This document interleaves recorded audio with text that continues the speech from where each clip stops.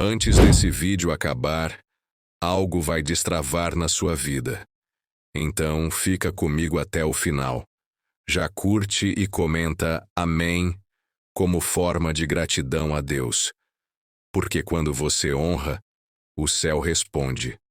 Agora respira fundo e vamos iniciar. Lucas 1:37 diz: Porque para Deus nada é impossível. Essa frase não é poesia, é decreto do céu. Ela foi dita num momento em que tudo parecia fechado. Uma virgem ia gerar um filho, uma promessa que contrariava a lógica, a biologia e o medo humano. Deus estava mostrando que quando ele decide agir, a realidade se curva. O impossível não é um limite para Deus, é só o palco onde ele revela o poder dele. Billy Graham sempre lembrava que fé não é sentir, é confiar. E esse versículo nos chama exatamente para isso. Você pode estar olhando para a sua vida e vendo portas trancadas, diagnóstico difícil, contas que não fecham, relacionamentos quebrados e sonhos enterrados. Mas o céu não trabalha com as suas estatísticas. Deus não consulta circunstância, não pede permissão ao passado e não se intimida com o tamanho do problema.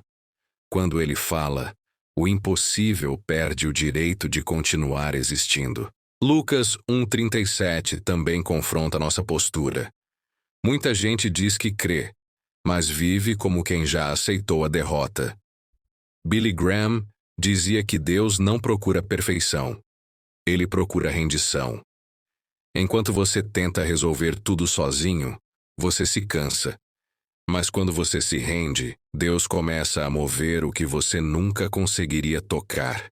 O milagre não nasce da força do braço, nasce da confiança do coração. Esse texto é um convite. Não é para admirar Deus de longe, é para depender dele de perto. Se Deus pode gerar vida onde não havia possibilidade, ele pode restaurar o que você acha que morreu. O mesmo Deus que falou com Maria continua falando hoje. E a pergunta não é se Deus pode. A pergunta é se você vai acreditar o suficiente para deixar ele fazer. Porque quando a fé encontra a palavra, o impossível vira testemunho. Um exemplo bíblico é Abraão, que já era velho. Sara era estéril. Humanamente, o sonho de ter um filho estava morto havia décadas. O corpo de Abraão já não respondia como antes, e o ventre de Sara já tinha sido chamado de impossível. A lógica dizia: acabou.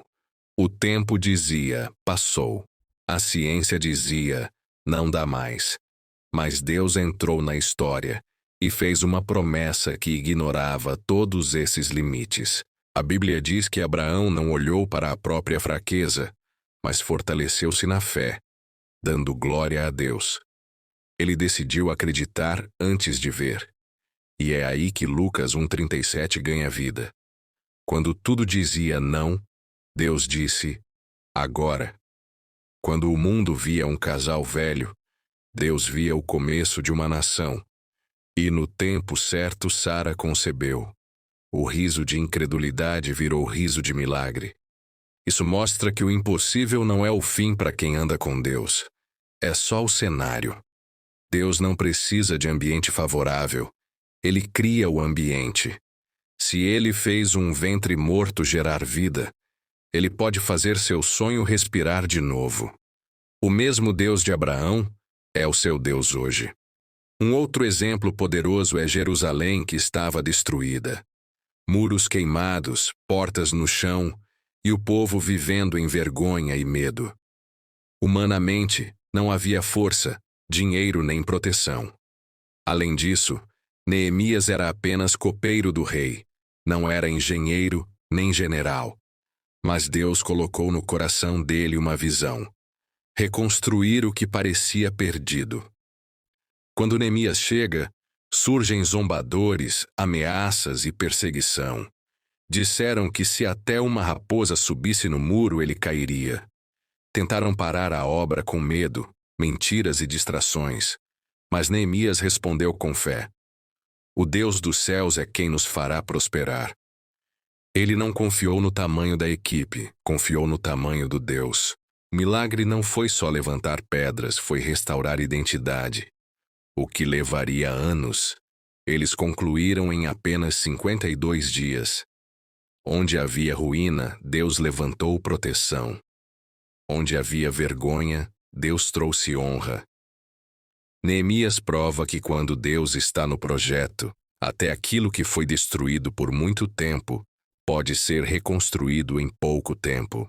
Isso fala direto com quem acha que a vida já quebrou demais. Deus não se assusta com escombros. Ele pega o que está no chão e transforma em testemunho. Assim como ele usou Neemias para levantar muros, ele pode levantar sua fé, sua casa, sua história.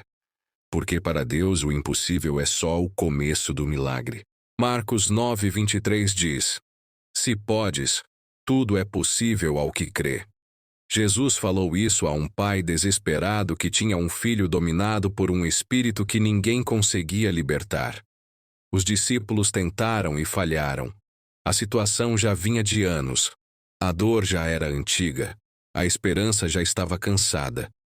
Mesmo assim, aquele homem chega até Jesus com uma fé ferida e diz: Se tu podes fazer alguma coisa, ajuda-nos. E Jesus para tudo e devolve a pergunta: Se podes. Como quem diz, o problema não está no meu poder, está na sua confiança.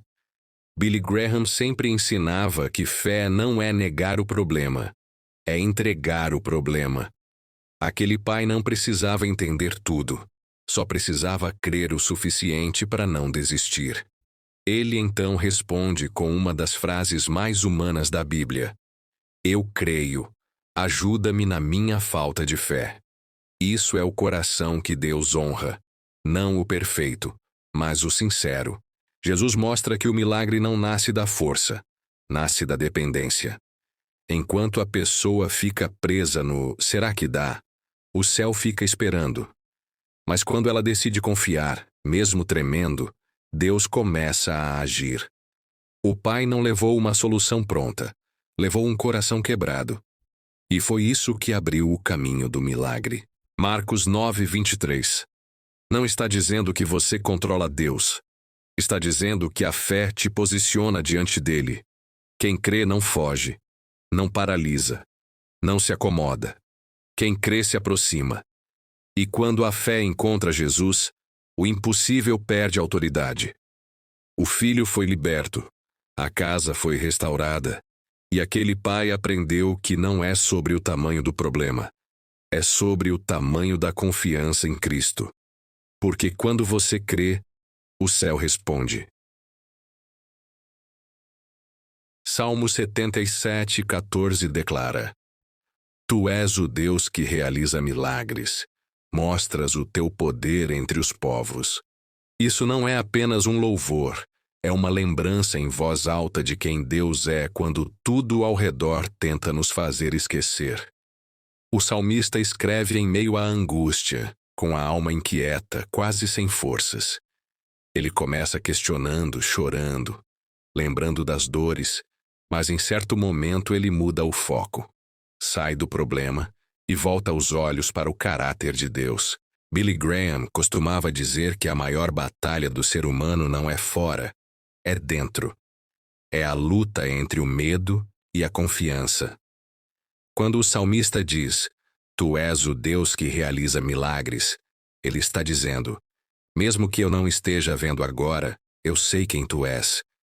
Deus não é só o Deus do passado, ele é o Deus do agora. Ele não perdeu poder, não ficou distante, não se cansou de agir. O mesmo Deus que abriu o mar, que sustentou Israel no deserto, continua revelando sua força em meio às crises humanas. Esse versículo também mostra que o milagre não é para exaltar pessoas, é para revelar Deus. Mostras o teu poder entre os povos, significa que quando Deus age, não é só para resolver uma situação. É para tocar corações, restaurar fé e lembrar o mundo de que Ele continua no controle. O milagre é o sermão vivo de Deus para uma geração que anda cansada de promessas vazias. Salmos 76:14 nos chama a parar de olhar só para o que dói e começar a lembrar quem governa. Quando você declara quem Deus é, sua fé se levanta. Quando você lembra do poder dele, sua esperança respira. O salmista entendeu que a situação podia ser escura, mas Deus continuava sendo luz. E quando a alma reconhece isso, o impossível começa a perder espaço. Porque o Deus que fez ontem ainda faz hoje. E quem confia nele não fica sem resposta. Um exemplo forte no livro de Reis é aquela mulher que estava no fim da linha. O marido tinha morrido, as dívidas estavam abertas e os credores iam levar seus filhos como escravos. Ela não tinha plano, não tinha dinheiro, não tinha saída. Tudo o que ela via era perda.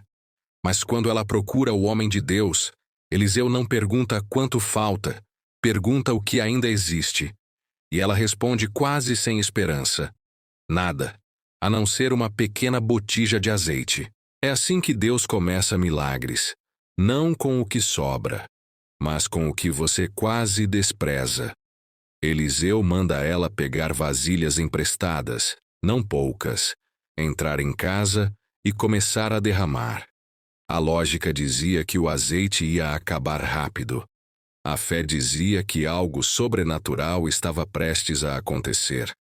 Enquanto ela derramava, o azeite não parava.